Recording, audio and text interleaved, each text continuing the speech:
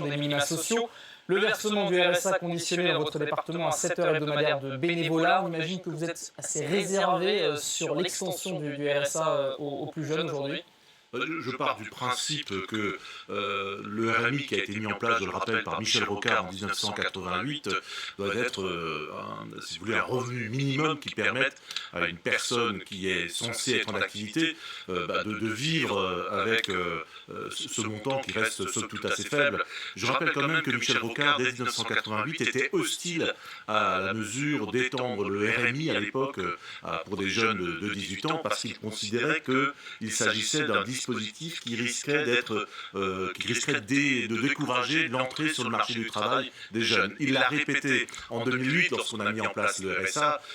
Pour moi, c'est tout simplement la traduction d'un échec du gouvernement socialiste à l'égard des jeunes entre 18 et 25 ans qui doivent avoir une activité, qui doivent avoir un travail. J'étais avec Jean-Marc Ayrault en janvier 2014 en Autriche, lors d'une visite d'État.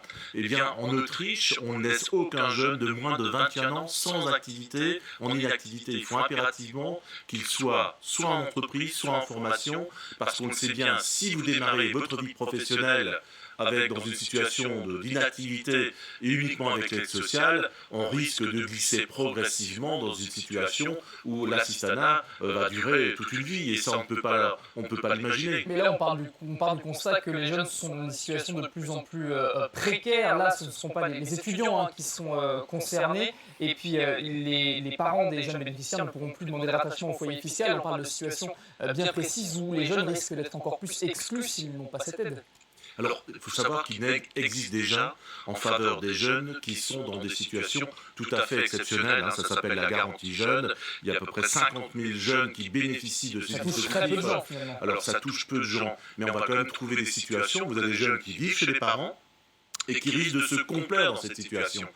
Parce que lorsqu'ils auront leurs 500 € tous les mois, 535 €, pas d'autres charges, le gîte et le couvert offert par les parents, je ne sais pas si ça sera très incitatif pour chercher du travail. Mais c'est toujours la question pour quelques abus, comme vous le citez là, est-ce qu'il faut pénaliser peut-être les jeunes qui pourraient être aidés grâce à ces cas-là? Moi je pense que c'est très grave, c'est une décision grave, et Michel Rocard, dès 88, l'avait détecté. Si on commence à installer dans la tête des jeunes qui peuvent s'installer dans une situation d'assistanat, je crois que c'est leur offrir une perspective qui n'est pas en rapport avec ce que d'autres pays, la France, peut offrir à ces jeunes. C'est une activité dont ils ont besoin, pas d'une aide sociale. Et là, ça montre tout l'échec du gouvernement et les promesses de François Hollande, qui avait basé son programme vers la jeunesse. Et aujourd'hui, la seule mesure, c'est de ramener le RSA de 25 à 18 ans. Ce sont de pauvres perspectives pour notre jeunesse. L'autre mesure justement de cette refonte annoncée, c'est une simplification des minima sociaux. Là, ça vous semble oui, nécessaire? Alors ça va tout à fait dans la bonne direction.